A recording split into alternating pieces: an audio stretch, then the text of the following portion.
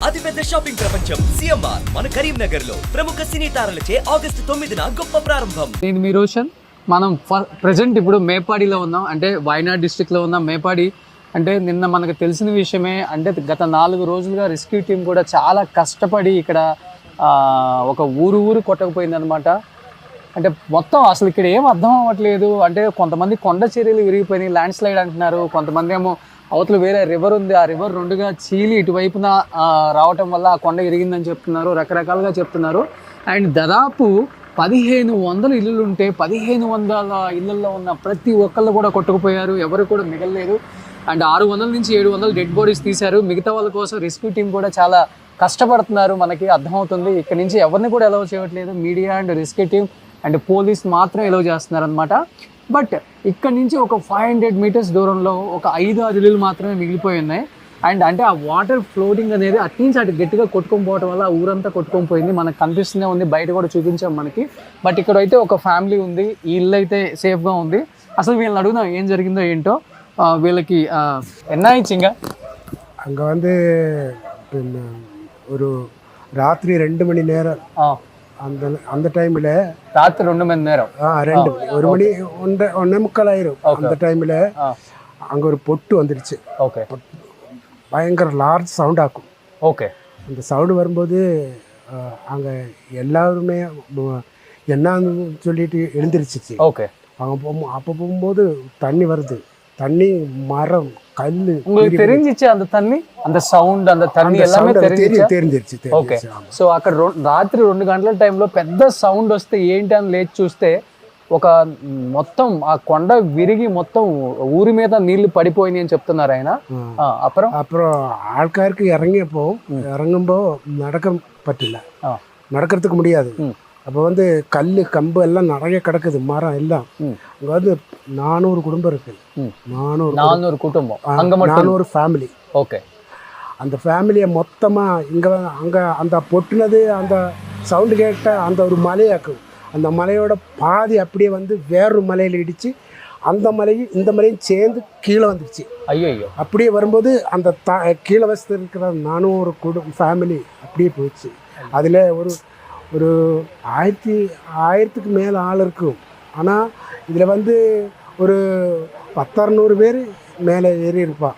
ஓடி ரட்சப்பட்டு வந்துட்டு இருக்க வெளியே வாங்க ஓடிட்டு வந்துட்டு இருக்க. ஆனால் இது கீழே இருக்கும், இங்கே வந்து ஒரு மேடு இருக்கு. அப்போ அங்கே வரும்போது இப்படி தண்ணி வந்த இதெல்லாம் வரும்போது ஓடிட்டான் கொஞ்சம் பேர். ஆனால் கொஞ்சம் பேர் தண்ணியில் இறங்கும்போது தண்ணி அடுத்த பொட்டும் கூட வந்துருச்சு, 2வது ஒரு பொட்டும் கூட வந்துருச்சு. அதில் பெரிய கல்லுனா நீங்கள் அங்கே పెద్ద రాళ్ళు వచ్చాయంట. సెకండ్ టైం వచ్చింది దాంట్లో எல்லாமே கீழே வந்துருச்சு. அதில் எல்லாருமே அடியில் பட்டுருச்சு. 1000 மேலே இருக்கா, 1000க்கு மேலே ஆள் இருக்கு. இப்போ வந்து 500 போடி இப்போவே கிடச்சிருச்சு, 400 சில்லற எத்தனையோ கிடச்சிருக்குது. இனி கிடைக்கிறதுக்கு இருக்குது, நிறைய பேர் இருக்கு அதில். ஓகே. உங்க சொந்த கார் இங்கே இருக்குங்களா? ஆமாம், நம்ம குடும்பம் எல்லாமே அங்கே இருக்கு. என்ன செய்யணும்னு தெரியாது. நம்ம என்ன சொல்கிறது, அப்பா అమ్మ எல்லாம் పోయిచ్చాడు. వాళ్ళ అమ్మ వాళ్ళ నాన్న కూడా ఆ నదిలోనే కొట్టకపోయారంట. వాళ్ళ ఇల్లు, వాళ్ళ అమ్మ నాన్న ఉండేది లోపల. அவர்கிட்ட அம்மா அப்பா எல்லாம் போயிடுச்சு. அப்போ இது வரைக்கும் அந்த போடியே கிடைக்கல, அந்த மாதிரி இருக்கு. இப்போ நீங்க மட்டும் இங்க இருக்க இந்த வீட்டில் உங்க வீட்டுக்கு என்ன பிரச்சனை கிடையாது? எங்கள் வீட்டில் அதிகம் பிரச்சனை இல்லை. ஆனால் தண்ணி வரல இங்க வீட்டுக்கு மட்டும் ஏன் வரல? ஆனால் இது வந்து கொஞ்சம் டிஃப்ரென்ஸ் இருக்குதல்ல, இங்கே இந்த மலை இருக்குதல்ல, அதனால இந்த பக்கம் வரல. அந்த ஆத்தோட ஓரத்தில் இருக்கிறவங்க மட்டும்தான் போயிருக்கு, மொத்தமாக போயிடுச்சு. அந்த மாதிரி இருக்கு. பட் நீங்க பாத்துட்டு இருக்க, உள்ள போயிட்டு என்ன ஆயிடுச்சு, என்ன நடந்துட்டு இருக்கு எல்லாமே பாத்துட்டு இருக்கா. உங்க வீடு இருக்கு அங்க, உங்க அம்மா அப்பா வீடு இருக்கு? அவங்க வீடு அங்கதான். அவங்க వీడు ఇరుక తన్నిలో పోయిట్టు తన్నిలో పోయిచ్చి వీడల్లో వాళ్ళ అమ్మ వాళ్ళ నాన్న ఉండే వీడు, వాళ్ళ పిల్లలు ఉండే ఇల్లు మొత్తం కొట్టుకుపోయారు, వాళ్ళు కొట్టుకుపోయారంట.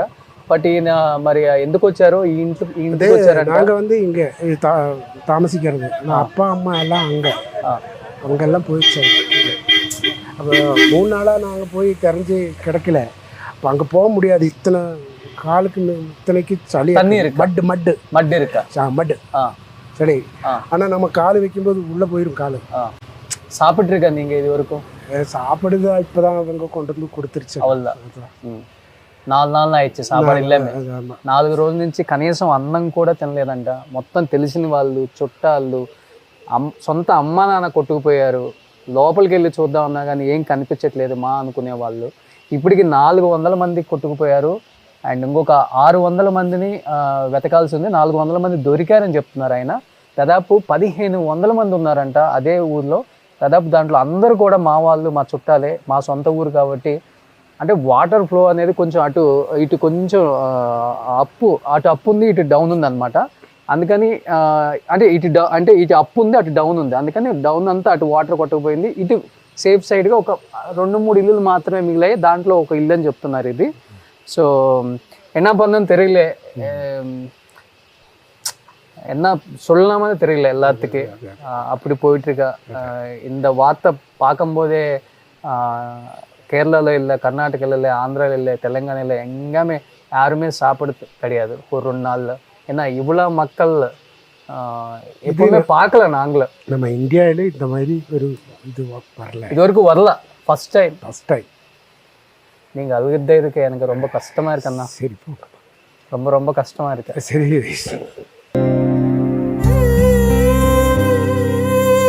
வைஃப் இருக்கா? வைஃப் மட்டும்தான் இருக்காங்க. வைஃபும் குழந்தைங்களும் இருக்கு. அப்போ அங்கேருந்து மாறி மாறி தாமசிக்கணும்ல, அதனால நம்ம மாறி மாறி தாமசிச்சாக்கும். நீங்களும் என்ன சொல்லிட்டு இருக்க? யார் இருக்கா உங்களுக்கு உள்ள? ஃபேமிலி எல்லாரும் இருக்காங்க. எல்லாமே இருக்காங்க. ஆனால் நிறைய பேர் அங்கே என் ஃப்ரெண்ட்ஸ் எல்லாம் நிறைய பேர் இருந்தாங்க. அவங்கெல்லாம் போயிட்டாங்க. ஆனால் அவங்களோட உடம்புலோட தலை மட்டும்தான் கிடச்சிது. என்னோட ஃப்ரெண்டோட ஐயோ தலை மட்டும்தான். அந்த ஃபோட்டோ எங்களுக்கு வந்துச்சு. ஆனால் அவள் தலை மட்டும்தான் இருக்குது.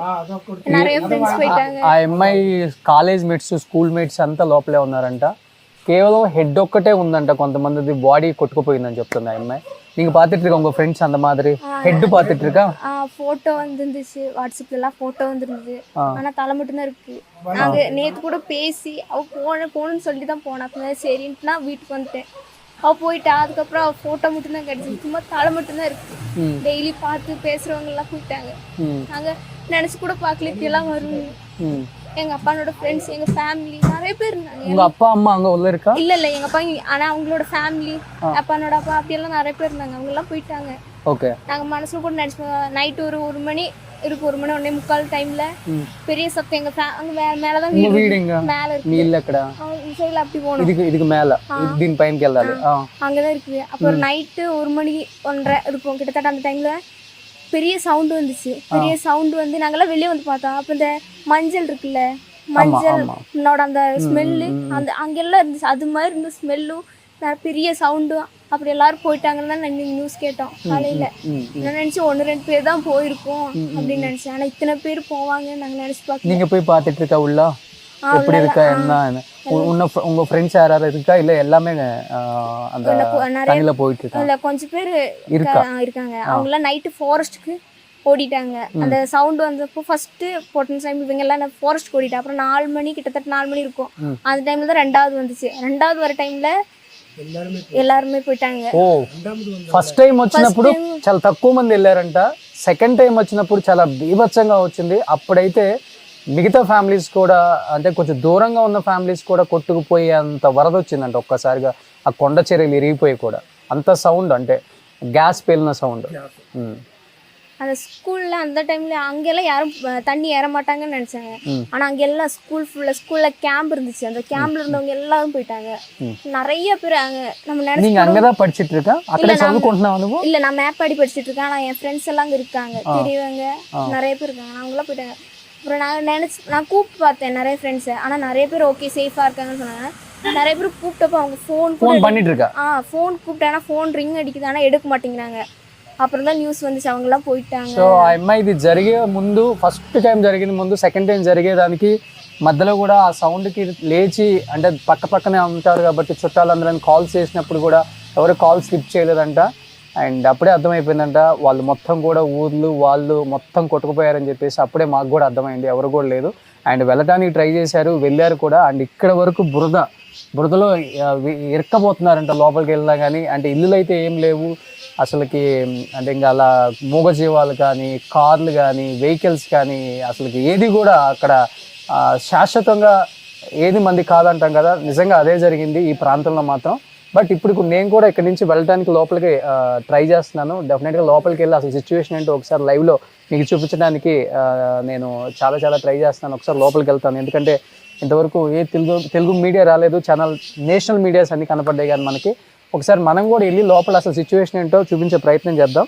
ஸோ உங்க ரிலேட்டிவ்ஸ் இருக்கம்மா உள்ள இருந்தாங்க, அவங்களாம் போயிட்டாங்க. ஒரு 6 யாருமே இல்ல. ఎంతమంది వెళ్ళిపోయారు? ఎన్ని పేరు పోయిట్లుగా? ஒரு 7 பேர் போயிருப்பாங்க. సో ఇవంగ ఫ్రెండ్స్ వేరే நிறைய பேர். వాళ్ళ ఫ్రెండ్సే కాకుండా వాళ్ళ సొంత వాళ్ళ అత్తమామలు, వాళ్ళ పెద్దమ్మలు, పిన్నులు ఒక 8 మంది ఆ వాటర్లో కొట్టుకుపోయారంట. ఆ అమ్మాయి చెప్తుంది. నిజంగా అమ్మ నాన్న ఇప్పుడు அப்பா அம்மா எப்படி இருக்காங்க? நல்லா இருக்காங்களா? எங்க வீட்ல நாங்க இங்க தான் சாப்பிட்டு இருக்காங்க. எங்களுக்கு ஃபுட் வந்து ரெஸ்கியூ டீம் வந்து கொடுப்பாங்க. ஏன்னா மேப்பாடி போக முடியாது, எங்கேயும் போக முடியாது, கையில் காசு இல்லை, வேலை இல்லை, ஒன்றுமே இல்லாமல் இருக்கும். ஆனால் சாப்பாடு மட்டும் இவங்க கொண்டு வந்து கொடுக்கறதுனால நாங்கள் సాப்பிட்ருக்கோம். ఓకే, ఉన్న డబ్బులు కొట్టుకుపోయాయి, ఏమీ లేవు చేతిలో, ఆధారం లేదు. రెస్క్యూ టీం వచ్చి ఫుడ్ ఇస్తున్నారు ఇక్కడ ప్రతి ఒక్కరికి కూడా. ప్రజెంట్ ఇప్పుడైతే జరుగుతుంది అది. ఇక్కడ మా చేతుల్లో ఏం లేవు, ఉన్నాయి తెలిసిన వాళ్ళవి డబ్బులు, అంటే కార్లు, వెహికల్స్, జ్యువెలరీ, అంటే ఇంకేది లేదు, ఏది శాశ్వతం కాదు, మొత్తం పోయింది. సో కేవలం ఏదో హోప్ మీద బతుకుతున్నాం ఇక్కడ. ఎవరన్నా తెలిసిన వాళ్ళు మా వాళ్ళు బతుకుంటారేమో, వాళ్ళతో పాటు మేము కూడా బయటికి వెళ్ళిపోదామని చూస్తున్నారు. కనపడుతుంది కదా, ఇదొక ఇల్లు కనపడుతున్నాయి, ఆ ఇల్లులు కూడా పూర్తిగా పోయాయి. అక్కడ ఒక ఇల్లు మిగిలి ఉంది, ఈ 2 ఇల్లులు మాత్రం ఇక్కడ మిగిలి ఉన్నాయి అనమాట. అంటే మనకి అక్కడక్కడ చూపించినట్టు ఇంకా కొన్ని చోట్ల ఏమన్నా మిగిలాయేమో, వాళ్ళతో కూడా మాట్లాడే ప్రయత్నం చేద్దాం. సో రొమ్మ నండ్రి అమ్మ, థ్యాంక్ యూ సో మచ్.